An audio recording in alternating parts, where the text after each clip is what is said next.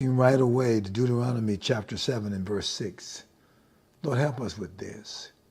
Open up our eyes to see. Open up our ears to hear.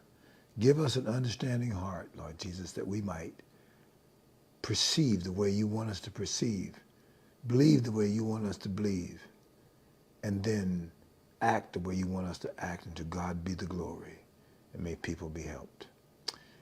Chapter 7 of Deuteronomy in verse 6 says, "For thou art an holy people unto the Lord thy God.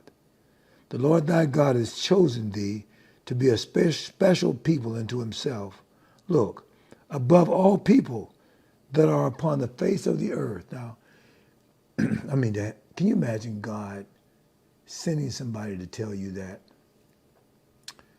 I don't know how many of Israel's people actually believed that. That they were chosen by God, they were a special people, and that they were above all the people who were on the face of the earth. That's what it says. And it cannot lie. Now that's the choice of God to this people called Israel. But I want to tell you something. In the New Testament, Jesus says to his disciples in John 15, you didn't choose me, but I chose you and ordained you, again, that you would go and bear fruit, and that whatever you ask the Father in my name, it shall be done unto you. Look at that. Again, he says it. Can you imagine being chosen by God? I mean, look, handpicked. But beyond that, you know what? You're made by him. So the choosing part should be clearly obvious to you, that he made you for his purpose. And because of the quality of the person who made you, you can just think about the quality of the one made. See? God does not know how to do low level. You're a high level person. You are. Just accept it, okay? Look, let me read more. But because the Lord, let me just say it again. The Lord did not set his love upon you, nor choose you, because you were more in number than any people, for you were the fewest of all people. Wow. And because the Lord loved you, and because he would keep the oath which he had sworn unto your fathers, Abraham, Isaac, Jacob, hath the Lord brought you out with a mighty hand, look at this, and redeemed you out of the house of bondmen, from the hand of Pharaoh, king of Egypt. Know therefore that the Lord thy God, he is God, the faithful God, which keepeth covenant and mercy with them that love him, and keep his commandments to 1,000 generations. Whoa, goodness. That's some powerful stuff. And repayeth them that hate him to their face, to destroy them. He will not be slack to him that hateth him. He'll repay him to his face. Thou shalt therefore keep the commandments, look, and the statutes, and look, and the judgments, which I command thee this day to do them.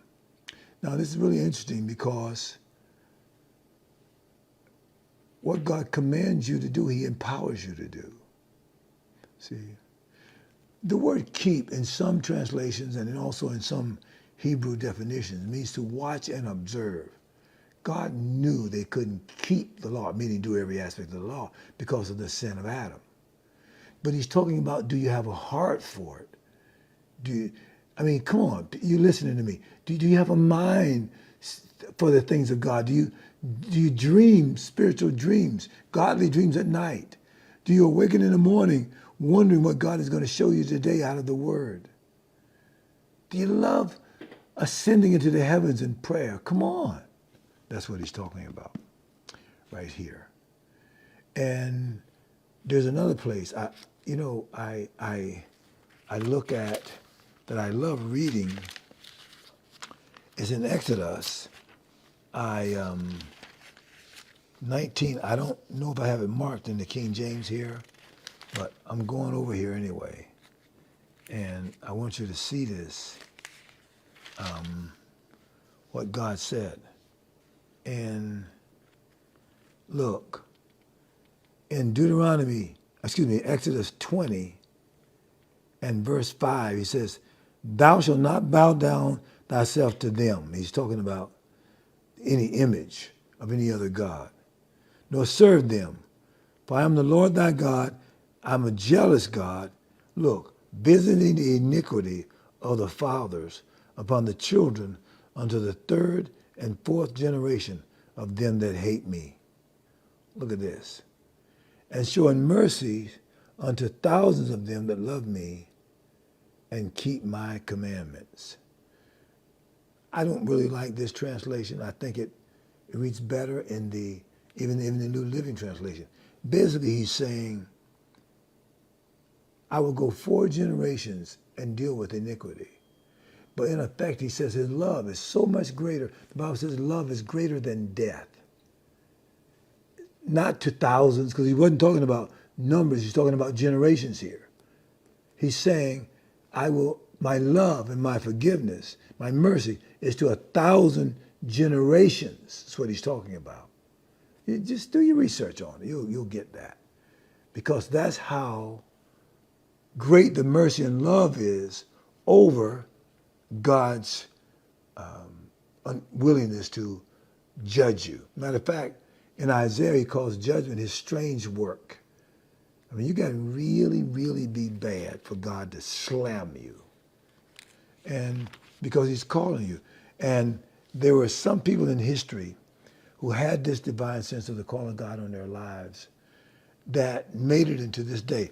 In my journal, right here, called My Journey with God, I talk about some of the revivals. Look with me just one more passage. It's in Psalms 86. Go there with me just for a minute. And let me let you see that.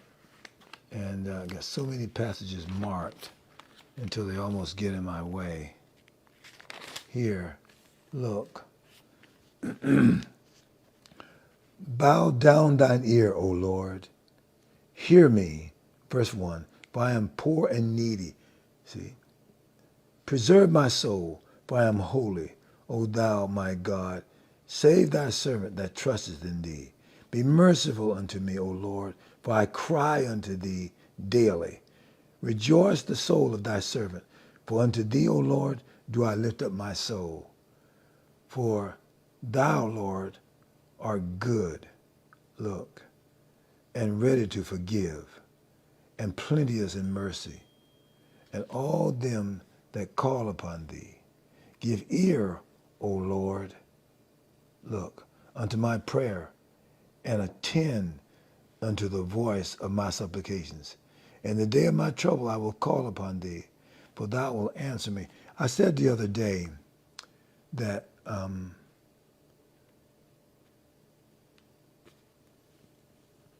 we're just getting the birth pains of God's judgment right now in this nation. And until we cry out to God and ask him to do something about our circumstances, look, no matter what the source of what we call the pandemic, God is able to deal with it. And David was crying out here in this chapter and praying for the whole condition of the culture. And in the prior chapter, he makes this statement in verse 4 of Psalms 85, turn us, O God of our salvation, and cause thine anger toward us to cease. You know, we live in a day now where hardly any preacher will say God is angry with us. Yet the level of debauchery and sin in this country, I would have to say it was equal Israel's when God slammed them. You can't hardly think of an area where somebody is not in debauchery in it. When we talk about the 7 mountains, there are people leading us into the behavior that's unsuitable for the next world. And God is trying to get us to change. And David was praying that, and you need to pray like this too. Lord, look, will thou be angry with us forever? Will thou draw out thine anger to all generations? Look at that. Look at this famous verse. Will thou not revive us again, that thy people might rejoice in thee. Show us thy mercy, O Lord, and grant us thy salvation. And then he says this, I will hear what God the Lord will speak, for he will speak peace, but let them look unto his people and to his saints, but let them not turn again to folly. That's some powerful praying right there, buddy. Pray it, David. Yes, sir. You pray like that? I mean, do you know God wants to hear your cry to him to move the hearts of the people in this nation and the nations of the world of God? Listen, this nation is a primary nation that has global effect. And God has blessed us so amazingly. Look, the major news sources come from America globally. Look it with me for a minute. The global banking system of America, the dollar value is the world's currency. Listen, all these internet sources, the founder of all those people are here in America. I mean, just think about it. The greatest educational institutions. This is a destination country. All America has to do is to say, tell you what we're going to do. For the first 6 months of next year, we're going to process all the immigrants we can get in this country, as many as we can process from all the countries of the world. Man, and we let that out globally, it bum rush this country. You know, and it's not just about money. Look, many of you are good people. Maybe not quite godly, but good people. Some of the stuff you do, promoting the sale of alcohol globally, these companies, the selling of, liquor, hard liquor, the promoting of pornography, global pornography. It's shameful, that. The global airline system. All these things, it's America. It's an amazing country. But are you amazing to God? Or is God angry with you? I believe he's angry with us right now. You can see some of the signs at the end of the day age. It's amazing how people want global warming, but they don't realize the global warning that God is giving. Are you hearing me? I mean, you can read Matthew 24 or Mark 13 or Luke 21. They're there. Inclement weather conditions. The tensions between the nations right now. What we call maybe the Cold War, but that Cold War is getting warm. The rogue nations that are happening now with these terrorists. Because iniquity shall abound, the love of many shall wax cold. The word Dirk Prince said for iniquity can be described as terrorism. See, the progenitor of some of this division that's globally happening right now. Yeah. Dishonesty amongst the political leaders. I mean, I'm not talking about just the president, the Senate and the Congress. The shame to this nation of the world. They're laughing at us in the global nations of the world. See? But they still want to come here, though. I believe the remnant is keeping us. A remnant. He says, he's left for us a remnant. Look, let's face it, Elijah thought he was the only one left in his day. But God says, I have a remnant over here in this city that I'm preserving for myself. There's a remnant. And the judgment of God is he don't let you know who they are, who are really going for him strong. I'm on here crying out, but God chooses the remnant. See? I'll tell you that in history we've had some great revivals, see, and spiritual awakenings, but they're usually birthed by people who are going after God seriously. You got to be serious about it. And then when we reach him, he expects certain things out of us that we have to accommodate. Here's the process here. Somebody sees the condition of the culture and then makes prayer a priority. Someone sees a desperate need, so they're not just praying prayers of regularity, they're praying prayers of desperation. Then somebody starts yielding to God. And then some people start going after God with intensity. And then watch, they take responsibility for becoming the next revival. I have this all in my journal. This is chapter 13, my journey with God. You know, one consecrated man that helped to effect the first Great Awakening was a man named David Brainerd. Early in American history, he was a missionary to the Native Americans, and he only lived 30 years. But he had an impact on the colonies and that continued for centuries in spite of personal doubts and debilitating illnesses. I mean, he was kind of sickly. He was born in Haddam, Connecticut as the son of a devout Puritan parents who both died before he reached the age of 15. Can you imagine that? So in 1741, he enrolled in Yale, in New Haven, Connecticut, which had been founded in 1701 as a school for ministers. When's the last time you heard that? That Yale was founded as a school for ministers. And numbers of the Ivy League schools, I have them listed here. Numbers of them. For example, right in this, I don't know what I'll get through. Harvard was founded in 1636 by Puritans. The first college founded in America was Harvard, which we know today as an Ivy League school. Its purpose was the education of Christian ministers. Boston and Cambridge, Massachusetts had only been founded 6 years earlier. See that? Look how highly they value their faith in equipping ministers of the word. Yale was founded in 1701 by Congregationalists.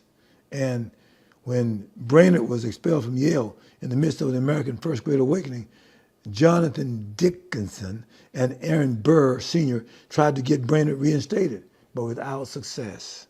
Nevertheless, his life had such an impact, Yale later on experienced revivals. But in 1746, Princeton was founded as the College of New Jersey. Look, Dickinson and Burr were so disturbed by the policies in place at Yale that they founded a new school. Guess what? The College of New Jersey, now Princeton University. The effect of Brainerd on these two men and how Yale handled them inspired them to say, no, we need a college with even a better standard, even though it was a Christian college. No margin. Founding of Dartmouth, 1769. Eleazar Wheelock, congregational minister, read David Brainerd's diary. There you go. Went on a mission to the Iroquois and the Algonquin tribes. Then he founded a school to educate them and moved it to Hanover, New Hampshire. Guess what? Which is named Dartmouth. Isn't that powerful? University of Pennsylvania. You may not have thought of it as being Ivy League. Founded in Philadelphia by Great Awakening evangelist George Whitefield as a house of worship, charity school, and later developed by Benjamin Franklin. Look, Columbia University, 1754, founded as King's College in New York. By Anglicans. And Brown University, 1764, founded as Rhode Island College in Providence, Rhode Island, by Baptists. See? How about you? Would you meet the challenge to restore the Ivy League schools to the root of their Christian calling? I mean, a lot of them are in denial about it. I remember Bob Weiner going up there and doing great evangelistic meetings in some of those Ivy League schools and having great Christian concerts. Scores of people were converted as a result of it. And right now, numbers of Christian ministries are in those schools that are still having effect as a result of his ministry. Again, David Brainerd, with just a short life, affected Native Americans. And out of the effect of his life and his trials, Brainerd was an example of these words of wisdom. I have it in my journal. Ecclesiastes 12. Don't let the excitement of youth cause you to forget your Creator. Honor him in your youth before you grow old and say, life is not pleasant anymore. Remember him before the light of the sun, moon, and stars is dim to your old eyes and rain clouds continue darken your sky. Remember him before the door to life's opportunities is closed and the sound of work fades. Now you rise at the first chirping of the birds, but then all their sounds will grow faint. See, his encouraging folks to look, man. Keep God first place. Do it now. Don't wait till you say, well, I get old and then I'll become a Christian. Or I want to do this, do my debauchery. I still like drinking. I still like partying. Okay. That's what he's alluding to. See? I'm telling you, when he was kicked out of Yale, numbers of because he criticized one of the professors and they didn't like his comments. They really about one of the professors, and they kicked him out. But several influential leaders came to his defense, but none of them were able to get him back in. He, Jonathan Edwards, the famous theologian whose message, Sinners in the Hands of an Angry God, helped launch the First Great Awakening, befriended Brainerd and described how well the young man handled himself during this crisis. And he talks about it. He wrote about it. I was witness to this very Christian spirit Mr. Brainerd showed at that time, being then at New Haven, and one that he thought fit to consult on that occasion. There truly appeared in him a great degree of calmness and humility, without the least appearance of rising of spirit for any ill treatment he supposed he had suffered, or the least backwardness to abase himself before them, who, as he thought, had wronged him. What he did was without any objection or appearance of reluctance, even in private to his friends, to whom he freely opened himself.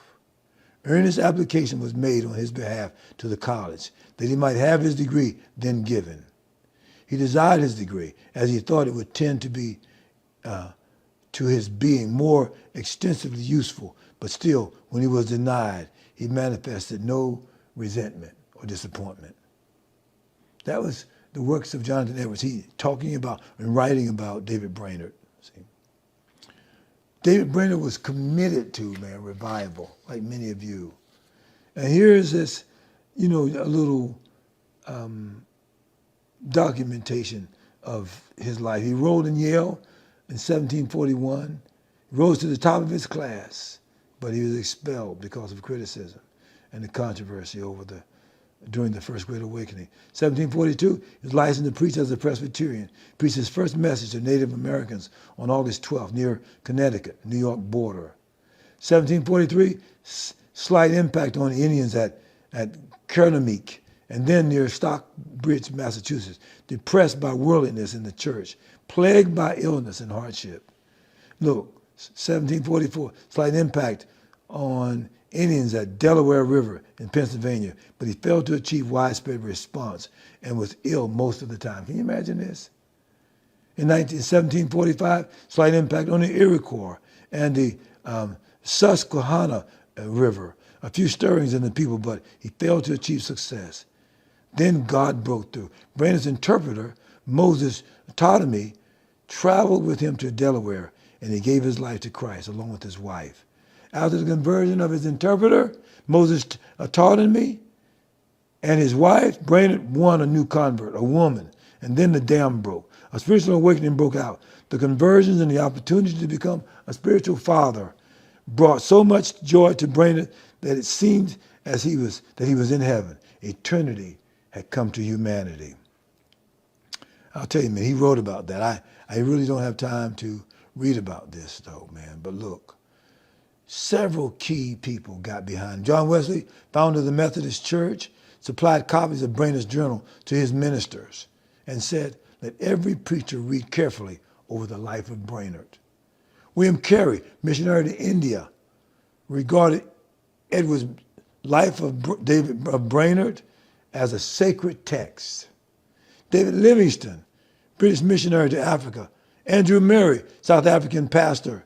Jim Elliot, who was later martyred by the Auca Indians, all drew inspiration from Brainerd's journal. Can you imagine it?